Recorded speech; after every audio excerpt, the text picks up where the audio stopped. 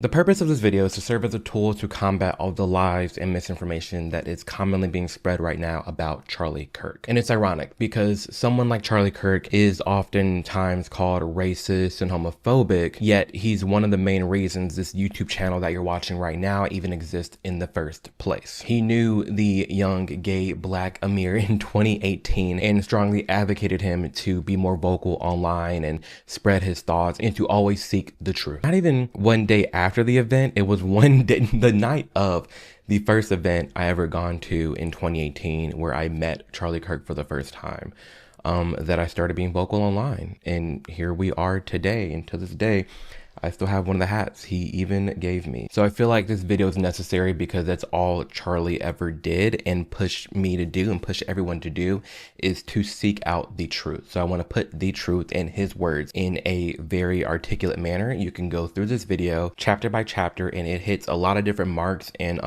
topics and things that are currently being said about Charlie Kirk. And me and Charlie, we've had our disagreements, and that's all they ever were. We're just disagreements because you're allowed to disagree with somebody. You're allowed not to agree 100% with somebody that you're talking to or you're an associate with. And if someone sent you this video and you're new to me, you have no idea who I am, you have no idea, or you've just only heard the things about Charlie Kirk, I really do hope that throughout this video you are listening to understand rather than listening to respond. At least for this video, just listening to understand why so many people loved Charlie Kirk. They say he's racist, but why are so many black people upset that Charlie Kirk has passed? They say he's homophobic, but why are so many gay people upset that Charlie Kirk passed? They say he's misogynistic. Well, why are so many women sad that Charlie Kirk has passed? They say he's transphobic. Why are there even trans people sad that Charlie Kirk has passed? They say he's a white nationalist.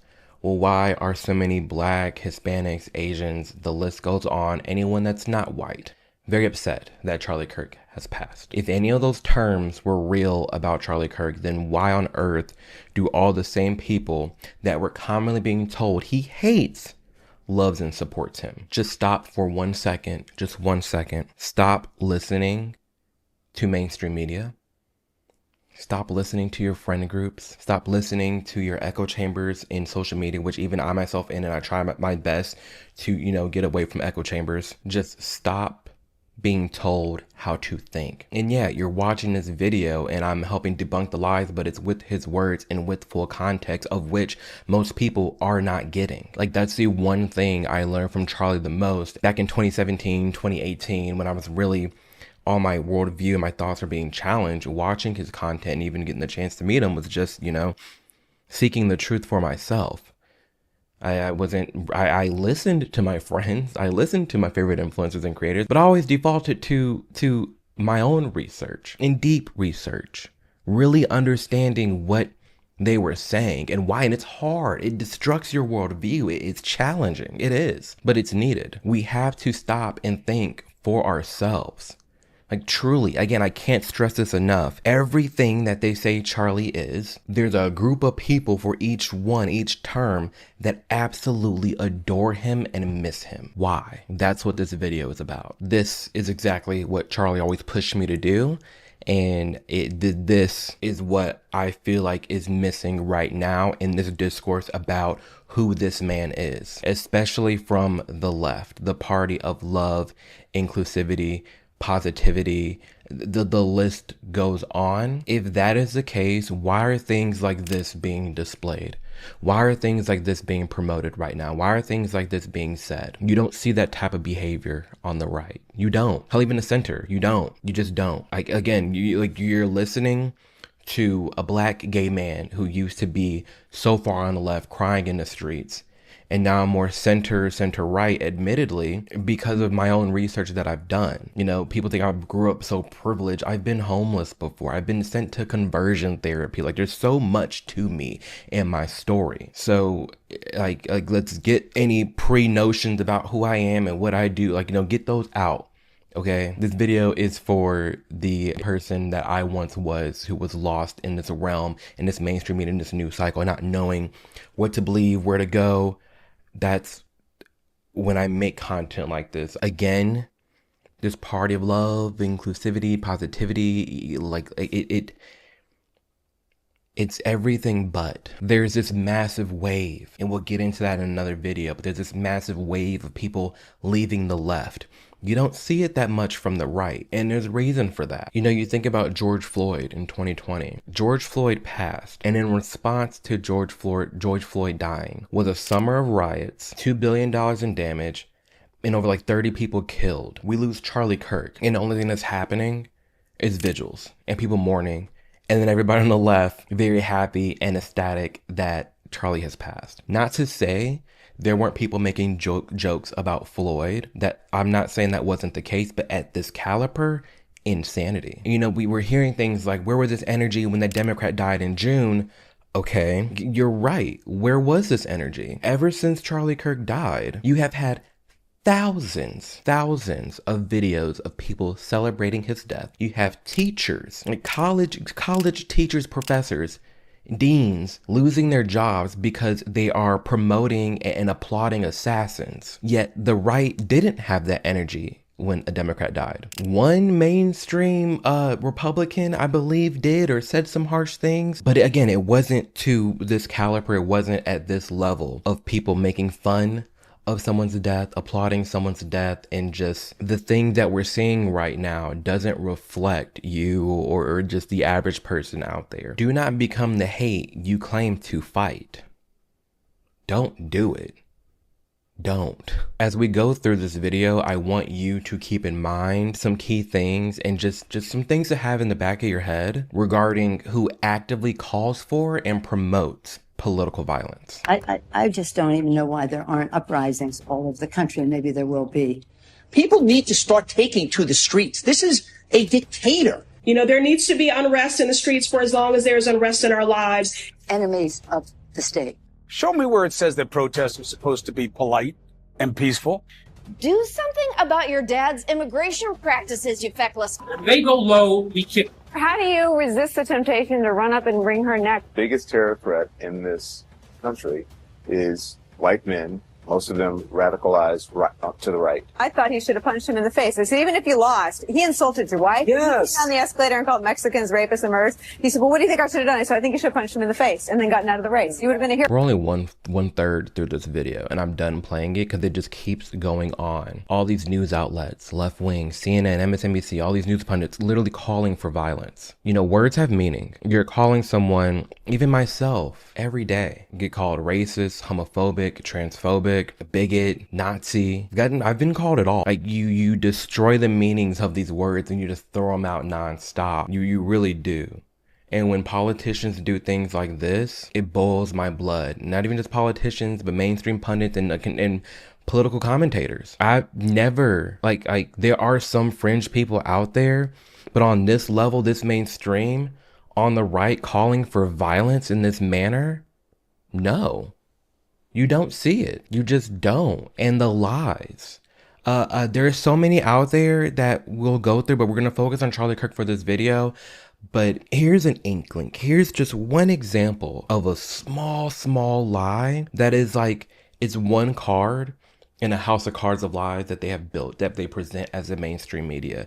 It's hard to look at the news for a lot of people and think, well, they're all lying to me, but it's the little lies that just add up, that just like, when you step away from that and you look at it from a clear lens, you're like, oh shit, like what is really going on? The quote that I'm going to pull up is from advocate.com, and the title is "Reactions to Far-Right Activist Charlie Kirk's Death Pour In Across the Political World." And they have a section here from GLAAD, GLAAD. It's a LGBTQ rights nonprofit organization. Where it gets crazy to me is right here.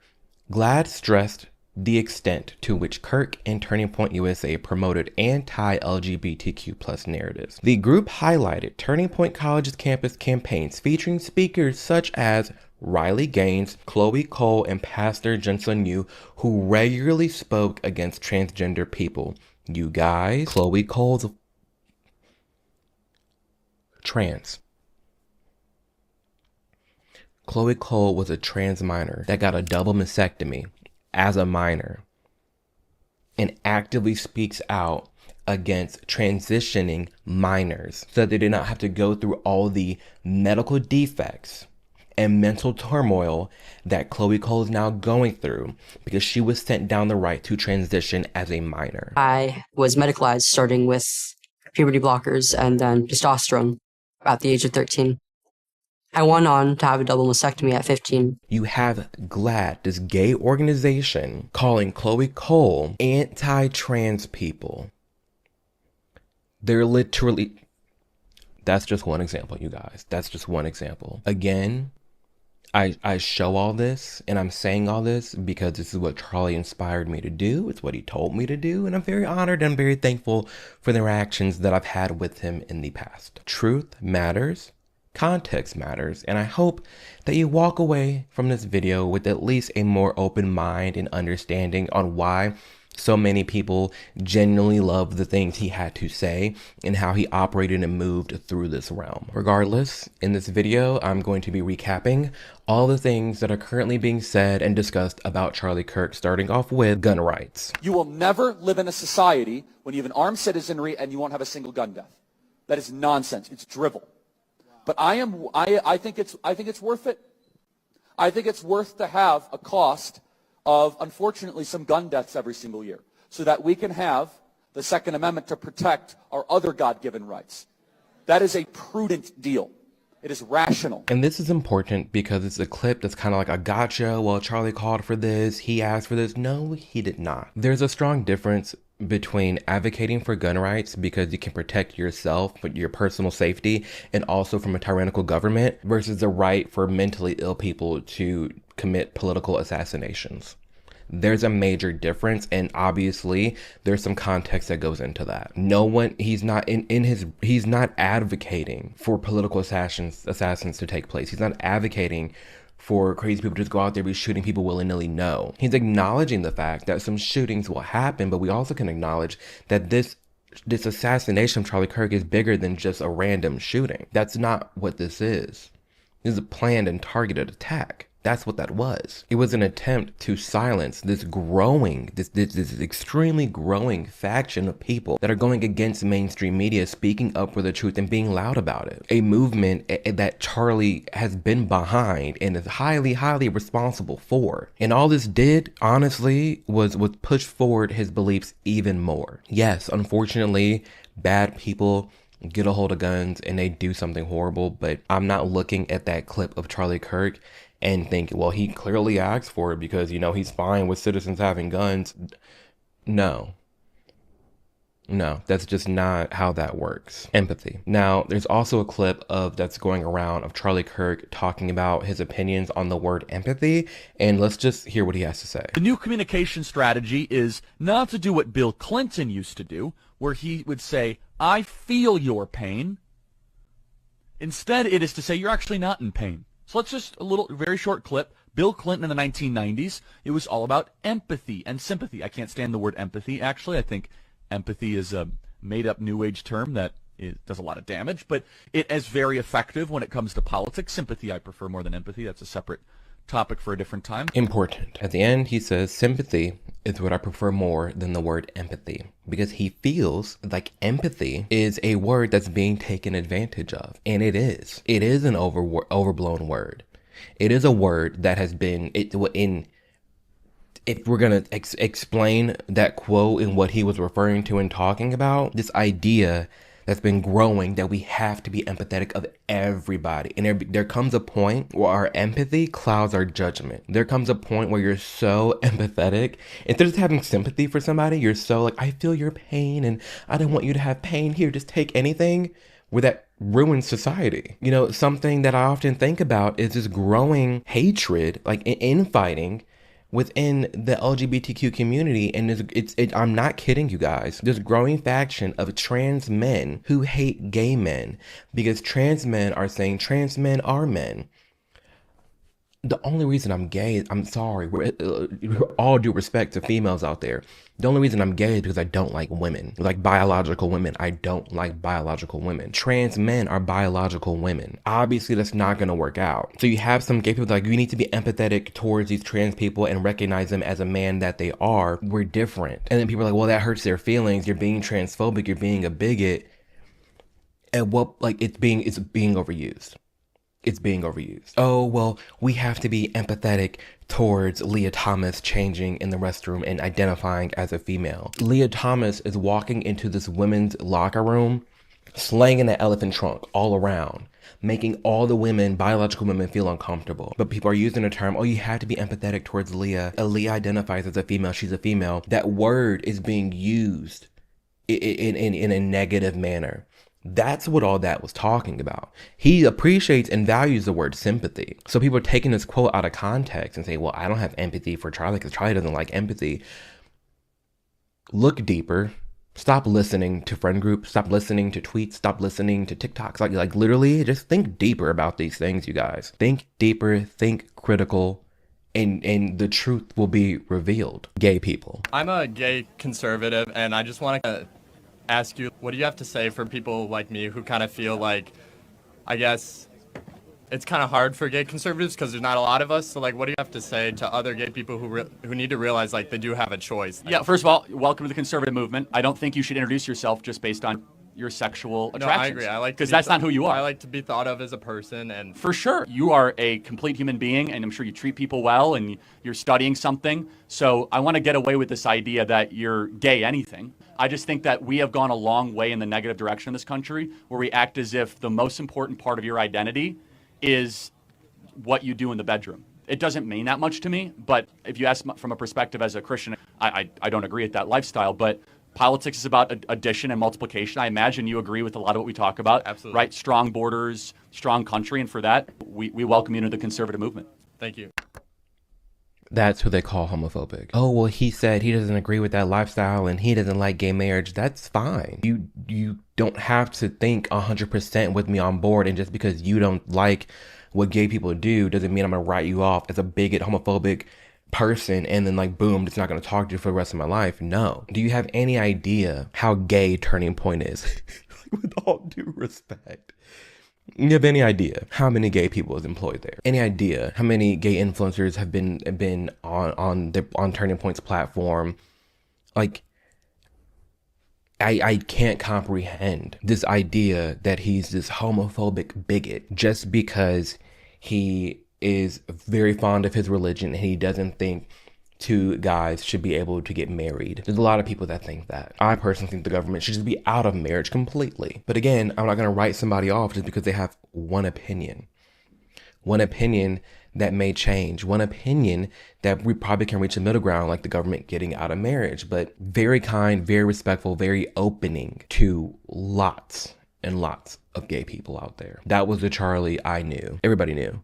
Like he was very nice and cool with lots of different gay people out there. It was not that big of a deal. Trans people. I just want to say I'm a transgender male. What age should kids be able to get things like hormone therapy? Because I don't know what's true, what's not. Tell me, are you comfortable telling me your story? I've known that since like 3rd grade, and I'm currently 19, almost 20. I've known basically since then. I didn't start going by like a different name until 7th and 8th grade. I just don't know, like, with the whole medical stuff, like what's true, what's not. I'm gonna let this person finish, but Charlie gets called a transphobic bigot. The crowds get called transphobic bigots. There's a trans person that went through that crowd, is asking a question. No one's heckling them. No one's harassing them. No one's beating them. Charlie's sitting there being super respectful, hearing them out.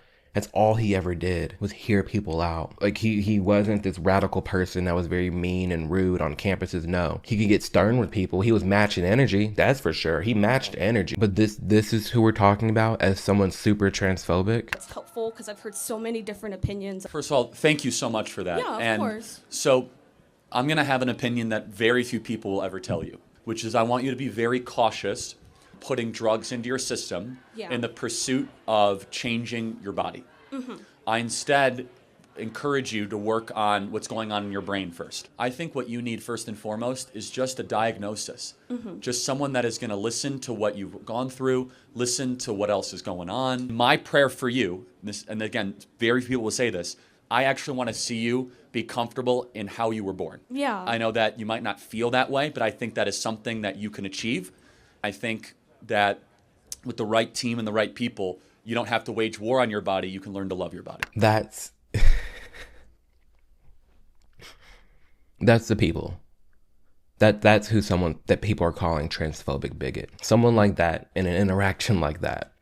Respectful, calm, telling a person how they feel, wishing them the best, going about their day. There's another one. You're part of the problem, I think, with the hatred on trans people. It's really not that deep. Like, if someone wants to dress up however they want, that's totally fine. Okay, so and I think that's where the hatred I'm comes not preventing you from dressing yeah, up like yeah. this. However, like, let me ask you a question. I will flush this out. Ahead. So let's pretend you say you are a woman.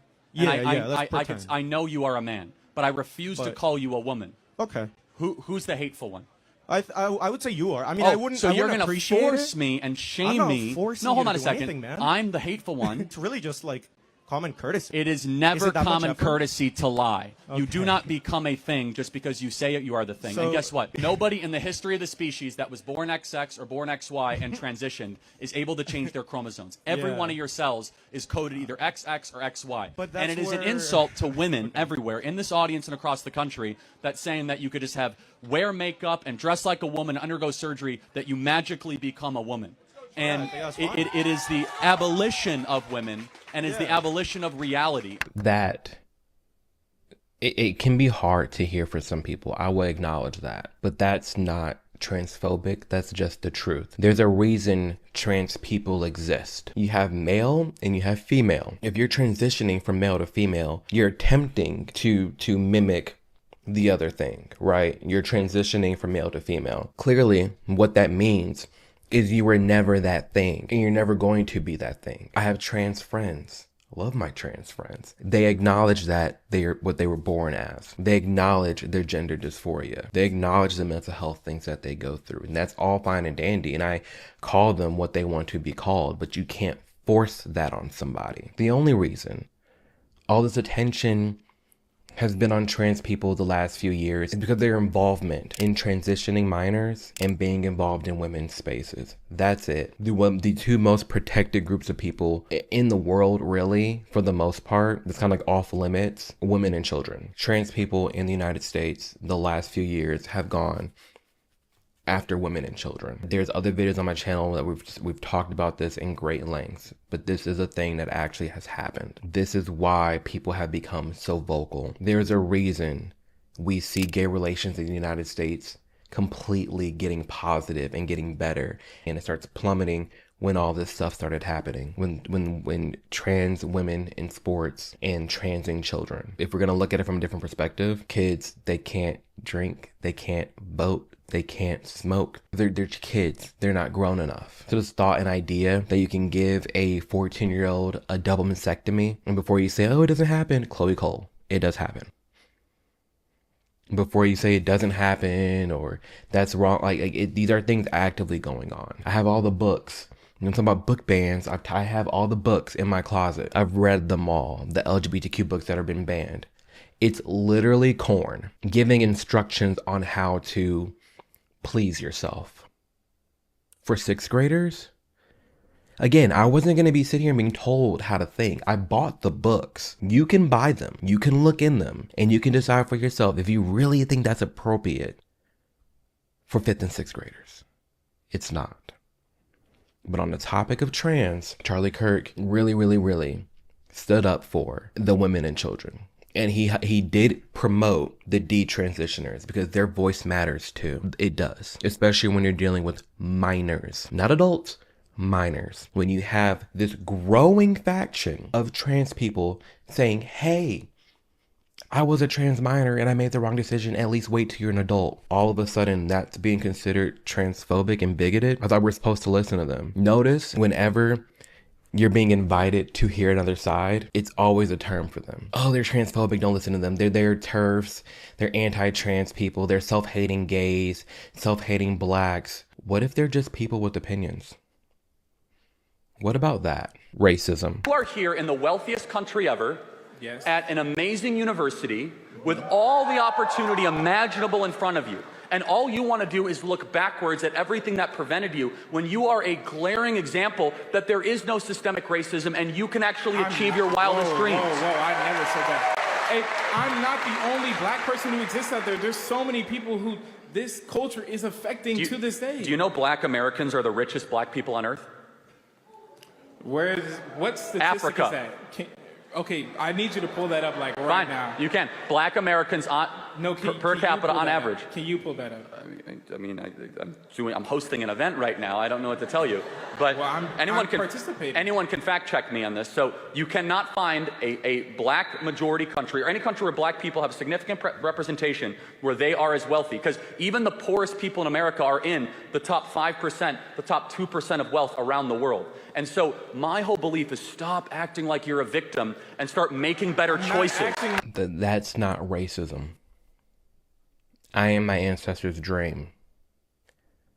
I'm in the deep South, Tennessee, I don't know, 40, 60 feet, probably above tons of my ancestors that were slaves hundreds of years ago, living their dream right now. I am my grandfather's dream, who could not speak openly like this, who actually dealt with the Jim Crow laws, who actually dealt with the real racism. I'm afforded every opportunity any white person is in this country right now. Are there economical differences? For sure. Are there some systemic things that we can get into? For sure. But I'm not going to sit here and act like I don't have it better than every other generation of black people that have come before me in this nation. I have it better. We all have it better. We genuinely do. I don't understand how people can sit here and call Charlie Kirk a racist when even back in 2018, 1920, hosted events like the Young Black Leadership Summit, where he would take 200 to 300 young black people all across the United States, invite them to DC, invite them to meet the president, invite them to the White House, invite them on this journey in this conference to learn more about the black history in this nation from other black people, to hear about stories that aren't taught in schools, to see a different side of our past as victors and not victims. You know, being a part of founding organizations like Blexit, where they are active in a ton of different states, in a ton of low-income black neighborhoods, giving young black kids mentors, school supplies, rides, field trips, events, block parties, that man. But people just want to say, oh, he was racist because he said this one thing. That's not how this works. You're allowed to have an opinion. You're allowed to say things. And also, you as a person watching this video, you're allowed to fact check everything for yourself. You're allowed to think deeper and think critical about the things that are being said. That's okay for you to do. And the things Charlie Kirk often talked about blew my mind, especially on the topic of race. Because as someone, again, who was in the streets marching with BLM, crying my eyes out because of the pain that I felt being a black man in America and a gay man, double marginalized, double victimized, and going to these events and meeting these people and talking to these people and realizing, wow, actually, I don't have it that bad. You could have told me 10,000 black people were being shot and killed by the police, unarmed. And most years, more people are being struck by lightning than black unarmed men are being shot by the cops. That man, Charlie Kirk, was not a racist man. Affirmative action. If you see a black person in a position, or minority or whatever, the assumption is that that person is not qualified, when literally, and you have to be qualified in order to even to get in that position. Well, so let's take college admissions. So this is a great example. At Harvard, we learned, because of new revealed documents, that black students were having test scores that were 30 to 35% lower than their white counterparts. Okay. And so, therefore, if you saw a black kid at Harvard, it's a fact that they were not having the same test standards as their white counterparts. Still doesn't matter. The kid has to he's got to get through the classes, do the tests, do all the research. Well, they actually drop out at a greater rate, too. But the point being is just the idea that they were there, number one, took a spot from an otherwise qualified individual that might be white. And they were not there on the same merits. So what we want is the same rules for everybody. You're making the assumption that they're not qualified in order to get in. In order to even get there, it's not the considered. assumption. It's the data. So, for example, it's literally at Harvard, you had kids with perfect SAT scores, perfect ACT scores that were white. So that makes a degree from Harvard worthless then. Well, you're exactly right. Yeah, actually, Harvard's degree is becoming more worthless because it's more race-based than merit-based. You're exactly right. Affirmative action in a nutshell. Oh, well, Charlie Kirk was against affirmative action. That means he's racist. Oh, there's tons of black people against affirmative action as well. I don't need you to lower my test scores because that's even more racist. I don't need you to lower my test scores to give me a chance to get into college. Don't you want to feel like you earned your spot? Don't you want to feel like you worked hard for something? Why would you want to get a handout? Why would you want to just be given, hey, you black, we're going to enter into Harvard because you got a D. Even though these white people are getting A's, I know you're not capable of getting an A, and we need more blacks at our college. So we're just going to go ahead and accept you in even though you have D's. Do you not find that disrespectful? Do you, if you're a black person watching this and you're studying super hard and you get into Harvard, don't you want to feel like you got into Harvard because of all the work you've been putting in and not just the color of your skin? That's why a lot of people are against affirmative action. They don't want these handouts. They don't like that this is the thing. You're making the assumption, no, it's actually real stuff that has been going on. Real stuff, you guys. That is okay to call out. It is. So before people go shout from the rooftops, oh my gosh, this is horrible, this is racist. It's not. It's actually racist in reverse. I think some of these affirmative action things being put in place is actually racist. Critical race theory. Let me tell, okay, y'all can laugh, but until you have walked as a black person on this campus, y'all truly don't understand. CJ, come here. Really quick. I have a question. Come here. Go right there. Right there. So CJ, just really quick. You're a black person. Are you hunted at the university? You know, I don't feel hunted at this university, but I guess the difference between me and some people here is that I don't choose to be a victim, Charlie, which I think is the biggest problem we have here today are people who wake up every single day looking for a reason to be oppressed, looking for a reason to cry and make an excuse about why they're not in a position to go win. I don't see the color of my skin as a disability. I see it as simply an accessory that I couldn't control. I've been black all my life. I've been black today, and I'm thriving here. I think that's a roll tide right there, right? I don't know. And so CJ, let me ask you, CRT, racist? It's not just racist. It's the exact iteration of white supremacy, just in reverse. I think it's important that we start teaching young people not to hate other people because of the color of their skin. We can teach black people to be proud of who they are without telling white people they should be ashamed of who they are. You know? Amen. Yeah. So, closing thought, CJ. Is this trying to divide the country? It's not only trying to divide the country, it's trying to break apart the foundation upon which it was built. You know, people forget the words of MLK, Rosa Parks, all those people who fought so hard for us to be united country, where we didn't see the color of one's skin, but their character. This is about taking us away from the vision and the dream of Martin Luther King and just taking us to the dream of Kamala Harris, and I don't want to live that dream. Amen. CJ, you're a great American. Give it up for CJ, everybody. So good. That is my friend CJ Pearson. Shout out to CJ. Incredible video. That sums up really well how Charlie Kirk and a lot of other people felt about critical race theory.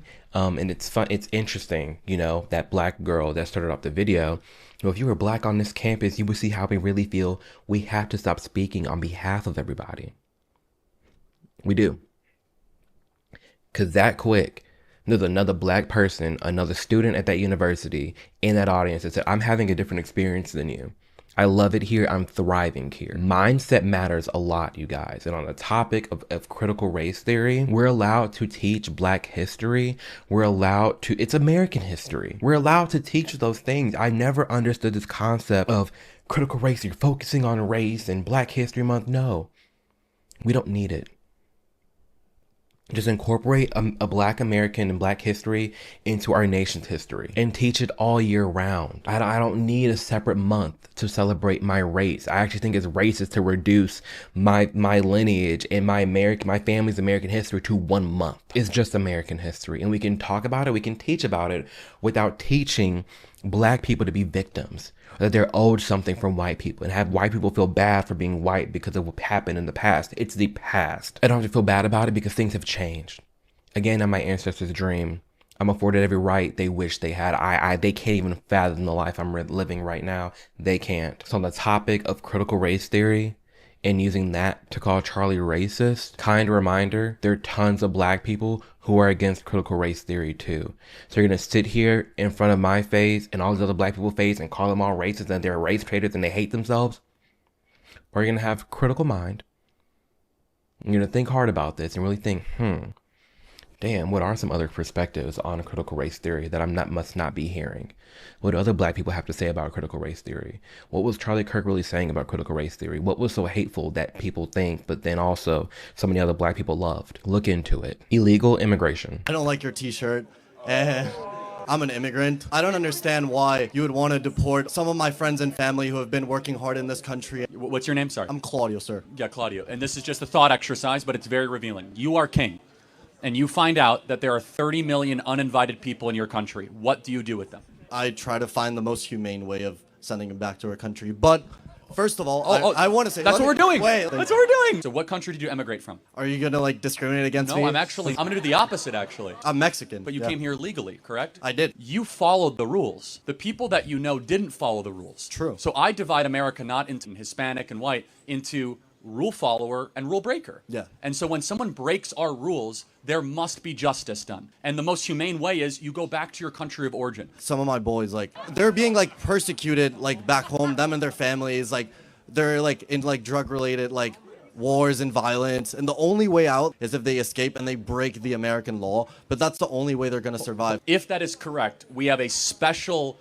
asylum status that they could seek legally at a port of entry, that they could go through a whole process. Yeah, but if they're being persecuted, wouldn't it be justified to cut the line? No. If we all of a sudden say that if you have a lot of gang violence and issues, I mean, like, we have a lot of gang violence and issues. Like, what are we talking about here? True. You have to draw the line. If your plane is going down, what do they tell you to do first? You put your mask on first. It's the same way as a country. We need to put our own oxygen mask on first, and then we can worry about helping other people. That's it. It's that simple. It's nothing race related. It's literally rule breakers and rule followers. We're talking about a man who threw Latino retreats, you guys. We're talking about someone that promoted so many different races and ethnicities, including Hispanics. Again, like the guy brought up, he said, okay, well, isn't it justified for them to cut the line because of how much heartbreak and all the things they're going through in Mexico? No. Because if that was the case, we take in the whole world. There's so much corruption in this world, you guys, it's not even funny. And if we were to take that all in and accept everybody who's breaking the law, what do we become? The reason people want to come here in the first place is because of how hard, for the most part, America stands on business. For the most part, we follow the rules and we follow the laws. These countries that people are fleeing from, cartels, drugs, corrupt politicians, it's all lawless. But again, for the most part, America has some structure, and we have enough structure to where people want to come here. They're breaking in. That's how good and how many opportunities are afforded here. The same group of people saying, I hate America, down with America, this is horrible, it sucks here, are the same people defending the people breaking in to get here. If it's really that bad, why are you telling them not to come? This is a great country to be in right now. And we also can't sit here and hip and holler and cry, oh my gosh, our infrastructure sucks. Healthcare sucks. Food sucks. Drug crisis sucks. This list goes on of everything wrong with America and not address it and just keep funneling in all these different people and give them resources. Why are we there's so much happening in our country. Why are we taking people who have broken the law, broken into this country, already broken the law, dude, they broke in the country, giving them monthly stipends, health insurance, places to live, when we all can go downtown in our own city and our own citizens are dealing with crap right now? At some point, when are we going to put America first and take care of ourselves? That's all that is. We're talking about legal immigration is fine. But illegal immigration? No, we can't have that. Oh, well, the ICE raids or inhumane, these people, they're ripping people from their families. If I'm driving drunk with kids in the back seat, I'm being taken away from my kids. So I broke the law. As a parent, breaking the law with my children is incredibly irresponsible, no matter how much violence I'm fleeing. Come in the right way. That's all anyone is trying to say. And the ample and thousands of other Hispanic people who back Charlie Kirk on those statements. The man's anti-immigration and so racist. No, he is not. Abortion. Everybody, do me a favor. Please be respectful, okay? Before we begin, everybody be respectful. So we see what this person looks like, and you would think, oh, they're going to get, beat by MAGA people and so judged and harassed. And no, it actually turns out to be a very productive and nice, calming debate. Not even debate, just conversation. But this is who they got rid of. The man that starts off a college debate, everyone be respectful. Hello, So I have a few leading questions before my main one, because I have to be honest, I don't really know that much about you. So would you say that you're very... I love this interaction so much because I applaud this woman that instead of going to her friend groups, she went to Charlie. She saw this event, stood in line at that event, and waited to ask a question because she wanted to go right to the source. Amazing. Very religious. I am religious. However, every one of my political positions is defensible from a non-religious perspective. Okay, great. So I was under the impression that your beliefs on abortion were stemming from your religious beliefs. Well, at the core, that is correct, but I can get that it is defensible from using reason and prudence, as I have done the last couple of Cool. So you're not trying to illegalize abortion based on the Bible. Well, no, not based on the Bible. My personal conviction comes from the Bible. I want to make abortion illegal because it is the only applicable extension of laws we already and standards we already have in the West. Correct. I'm sorry, can you maybe rephrase that? Eliminating abortion is the only logical step while we apply the standard we already have in this country to unborn life. So we have murder laws. Yes. Therefore, murder laws should apply to unborn life as it does to born life. Okay. So, again, reiterating, you're not trying to instate laws based on Christian beliefs because that would be unconstitutional, right?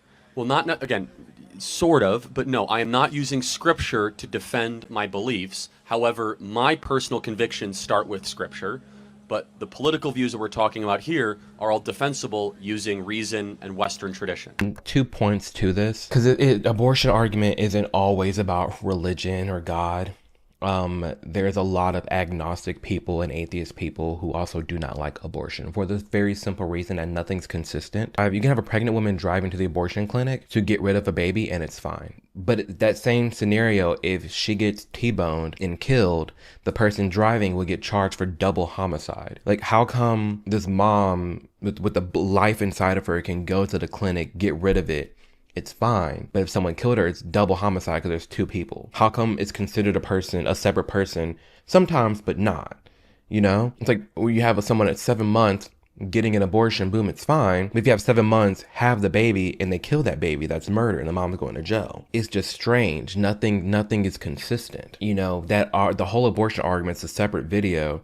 But off the bat, I can tell you there's two sides that are just going at it from two completely different angles. There's a side that's like, well, it's the mother's body. And there's people down here saying, well, it's the baby's body. And that's the big difference that, you know, we see happening. But again, the abortion side, that conversation, that debate, it's a whole that can go on for hours if we wanted it to. So, great. That's all I needed to know, that you weren't trying to instate laws based on Christian beliefs, because I would not be able to support anything that was so blatantly unconstitutional. But thank you for clarifying that for me. I had a whole thing ready, but I guess that wasn't necessary. Thank you so much. Well, first of all, just tell me more about how you view politics, or what. Is that okay? Or if not, like, and feel free to walk away. I'm not here. Maybe not in this crowd. That's okay. Thank you. What's your name? My name is Archer. Archer, thank you for coming up, and I hope you have a great day. Thank you so much. Thank you for clarifying. And let me just say one last thing. I could tell you probably have a negative impression of Christianity, maybe. I hope one day we can earn back your support to making Jesus Christ your Lord and Savior. I'm sorry if the church has failed you in that way, because I do have strong religious convictions and beliefs, and there is a God who made you and loves you, and he sent his son to die for you. Her name is Mom. Okay, well, thank you. I do appreciate the candor and the courage to come up here, but we will pray for you. Thank you. Okay. I can't get out. Thank you, Archer. Super nice. Like, that is so wholesome. It really is. And on this topic of abortion, like I said before, there's so much debate around it. But just because you have someone like Charlie Kirk that is very against abortion, let's just go into it for what it is. It's a separate life. You know, people bring up how he said, you know, he would be against abortion, and people should give birth. If they're pregnant, they need to go full term. That's something that I even disagree with Kirk on. But at the end of the day, he's allowed to have that opinion. And doesn't deserve to be assassinated for that opinion. Why Charlie debates? I go around universities and have challenging conversations, and because that's what is so important to our country, is to find our disagreements, respectfully, because when people stop talking, that's when violence happens. I've never seen someone do this. Well, it's a growing trend because people like me are facing violence, assault, the left. Yes, the campus Antifa. I've been stormed out of restaurants. I've been assaulted publicly, multiple death threats. Okay, so what's your goal in all this? There's more people that agree with me than some people would actually believe, and they come out of the woodwork when I do stuff like this. We record all of it so that we put it on the internet so people can see these ideas collide. When people stop talking, that's when you get violence. That's when civil war happens, because you start to think the other side is so evil and they lose their humanity. That is why I do what I do. That's why Charlie did what he did. That's why Candace does what she does. That's why Brett Cooper does what she does. There's so many, Amala, there's all these content creators. It's why we do what we do. Specifically, the political, cultural commentators who are very, very loud, you know, about similar topics that Charlie would oftentimes talk about. Because it's important to share your voice. It's important to share your beliefs and have rational and calm conversations. Heavily important. And it is, sadly, the left that causes a lot of destruction and harm and threats. You know, I've talked about in length my journey from the left to the right. When I was on the left, I had all my friends on the right, and they always talked to me. They always had conversations with me, and that's all it was, and we were still friends. When I made my way over to the center right, all my friends on the left kicked me to the curb, called me all the names, called me all the slurs, called me self-hating black, self-hating gay, wrote me off, kicked me out of friend groups.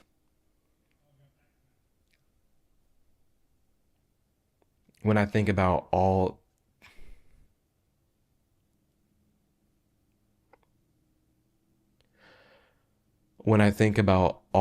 the death threats that I've ever gotten, when I think about all the comments that I've been hurled and things people have said about me,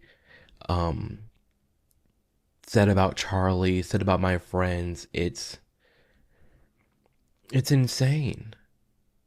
It's insane. And it's all from the left. It always is. Yeah, there's some people leaving the right, but that's why you see this mass exodus of people leaving the left.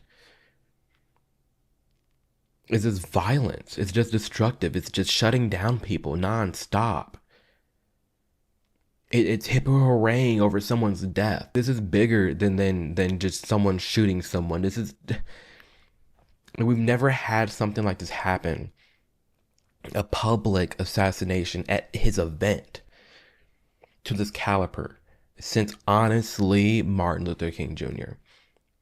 If we're talking about someone who had a pull and a pulse on the political conversations, the culture conversations at that level, yeah, that's Charlie Kirk. He wasn't a nobody. By no means. The work Turning Point Action does, it's insane. The amount of people Charlie put on, the man's reach was insane. And what happened to Charlie Kirk is an attempt to shut down all the voices like him. And it's only going to amplify them even more. I'm more fired up than ever before. I'm precautious. But I'm more fired up than ever before, because we cannot live in a world where everybody thinks the same and everybody's scared to talk or scared to get canceled, or we cannot live in that world. And it is sad, it is unfortunate that in all my life, the most vile thing that have ever been said to me, about me, has been from the left. The things we go through, you guys, and I'm saying we, obviously the content creators, but the things you go through for just sharing your viewpoint. Do you see what's happening online and how cruel people are being? Saying people against gun violence, which Charlie Kirk was against. He's never been for gun violence. He acknowledged that it will happen sometimes, but he's never for it. Applauding it. The amount of people it blows my mind. The amount of people calling for more people to do it to other people. All the stuff popping up on campuses and the things making, it's... Do you really want to be associated with that? Really? Is that who you're a part of? No. No. Can't allow yourself to do that. Like, look at this. Just be a lesson to all those other conservative freaks, those little weirdos with podcasts. Just know your necks are on the line. Your necks. No. Your necks. People are making lists. People are talking about other people are next. Anyone that's more conservative and outspoken needs to be shut down. You need to be put on a list, need to be taken out. Have you really lost the plot? You're so far gone where you think it is justified to eliminate someone for thinking differently than you. In fact, have you lost your morality? Have you lost your sense of humanity to go that far? To where you think, yes, anyone who thinks differently than me deserves to be eliminated.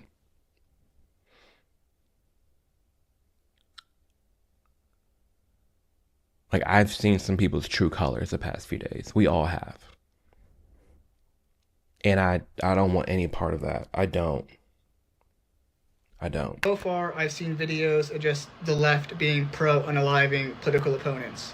Whether that be Trump, J.D. Vance, people celebrating what happened to Charlie Kirk today. It's just disgusting behavior. The fact that I have been a part of the left for 7 years, I never thought we'd get to the point where I would have to look at my own party and be like, oh, hold on, I can't support you anymore because everything that you are doing right now is against your political viewpoints and your values and beliefs. To sit here and promote gun violence against your opponents is wrong. And it arguably makes you worse than the other side because you're basically saying these people deserve to be unalived because our political beliefs are more important and should stand and should have more value than a human life. Ooh. Yeah, that doesn't sit right with me at all. And I'm going to make a separate video on this, outlining all the people who are leaving the left after this event and have waken up and the things that they're going through and experience. I'll be having another video documenting that. But this is so important that it's happening because you don't see this on the right. Are there fringes? For sure. But this topical, this mainstream, like on college campuses, on every campus, handing out flyers, like, yeah, I'm glad he's dead.